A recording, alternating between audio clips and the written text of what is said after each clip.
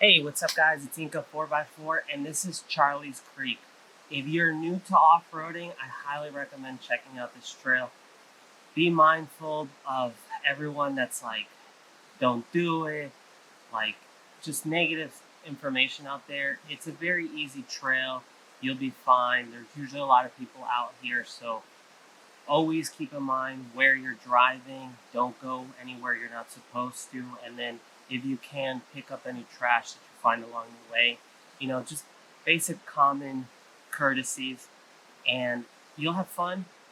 My Land Rover I'm taking on this trail today, it's a 1997 Land Rover Discovery with 190,000 miles. And I just did the water crossing and it was a little bit higher than normal, but all good. So I hope you like this video. Make sure to like, comment, subscribe, and leave all, any questions you have on the bottom. I'll try to get to them. So I hope you enjoy.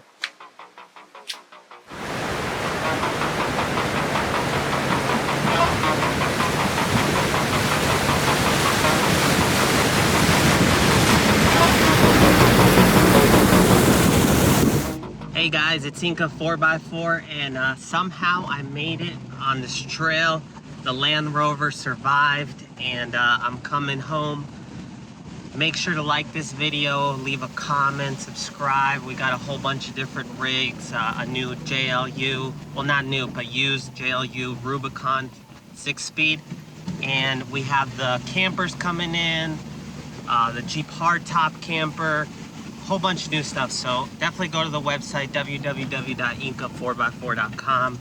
I'm here on the trail and yeah, I'm gonna do Charlie's Creek with the Rover. Let's see how that goes. Cross your fingers and hopefully I make it out alive.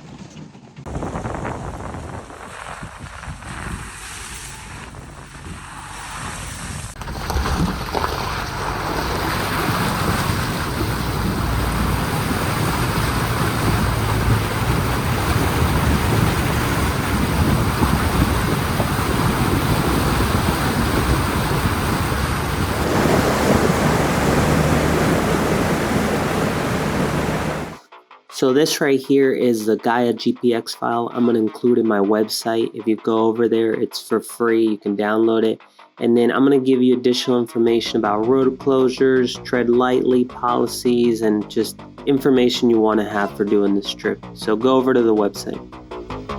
So hey guys, I'm going to show you Charlie's Creek.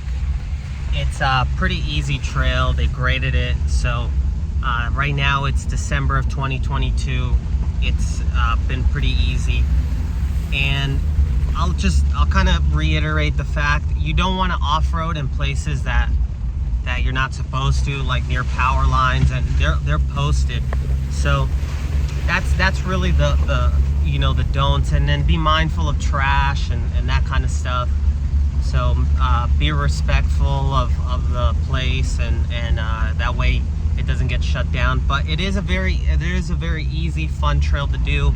It'll probably take you about an hour if you take your time, and it's you want to air down to about like 25 psi to 20, depending on how much stuff you got. I really do it more for my stuff not rattling around a lot. You can do it in a two-wheel drive vehicle, but four-wheel drive would be best. And it's really about just getting out there and having fun. So I'm gonna show you a little bit about this trail, and hopefully there's something in here you can use. And if you get on Facebook or any of those groups and people tell you like you're dumb, or that's why you're doing this, like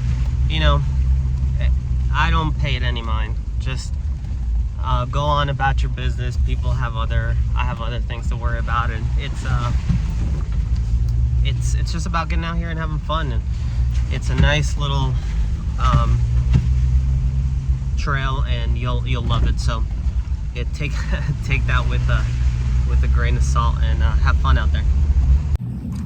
So this is driving it from the Cholula River Road side to the High Tower side, and that direction is usually harder, but since they graded it, it's really not hard at all. And the main obstacle is the water crossing, which was a little higher than normal, I'm not gonna lie.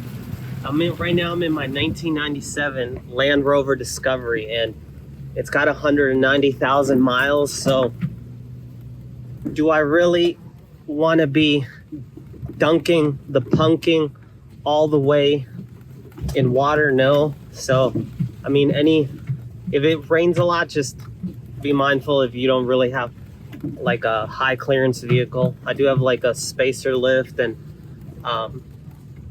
the water intake, I know where it's at, and the diff breathers are up top, but still. And yeah, it's very scenic. It rained not too long ago. We're gonna get to the one part that you could turn a left on, or turn a right if you're going this direction. The water is a little deep there, so I'm a little nervous about that section. This place here you used to be able to drive down to and camp, but they put boulders. I still see people camp, but not bringing vehicles down that way. And if you make a right on the big water section, it's a dead end. You could drive down there, but they basically pushed in all the dirt, so you can't go any further. It's a little hard to, especially if it's muddy. I wouldn't recommend it, especially because it's just a dead end. The Appalachian Trail does cross through here, so I'll show you. There's one section that the AT hikers could be passing through.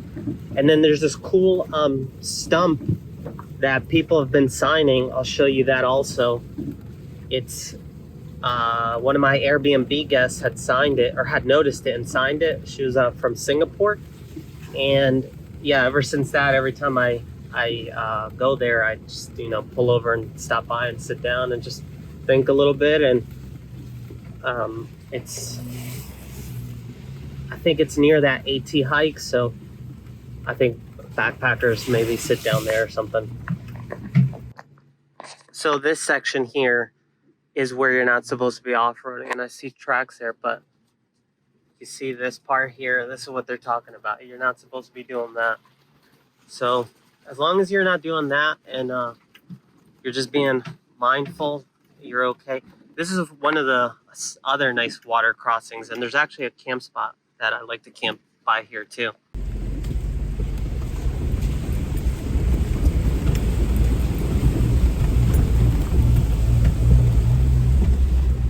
So that right there is one of my other favorite camp spots. It's like near a creek. There's no cell phone service whatsoever, but it's a good spot. I've camped a bunch there. So this is the water where you would turn right if you want to do some of that trail, but it's a dead end, so I mean, I wouldn't even do it. And this is a water crossing that's like a little bit deep. It's actually usually deeper than the main Charlie Creek part. I don't know. Well, let's see how this goes.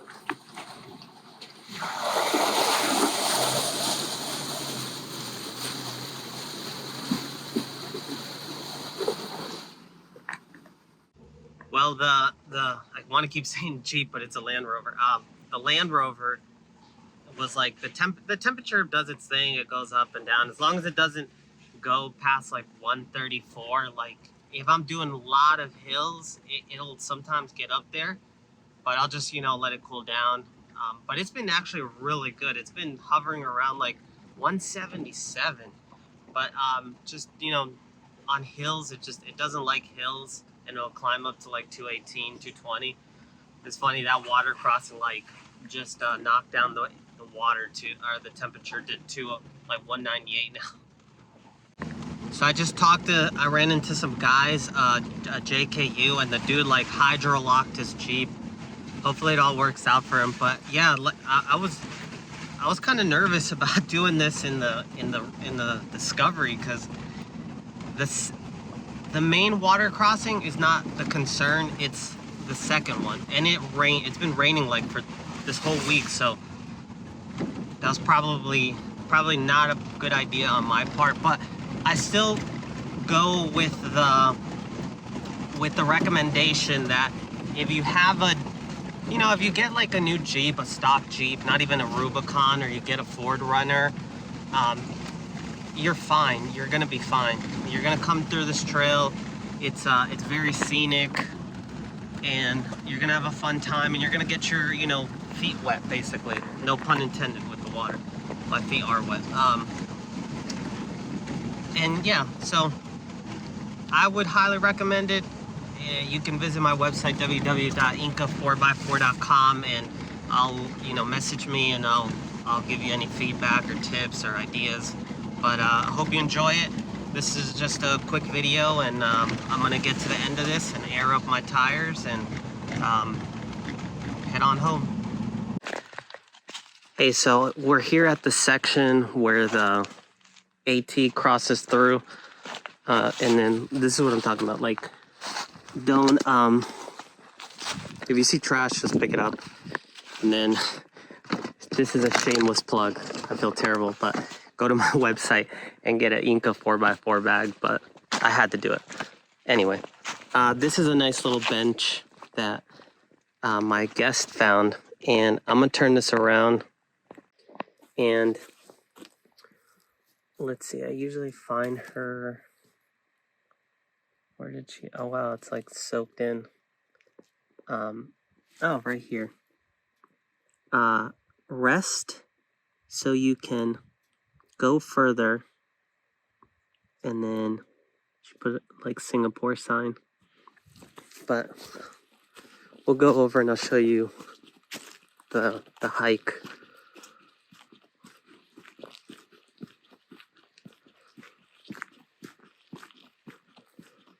So this is a part of the AT here. You can see the markers.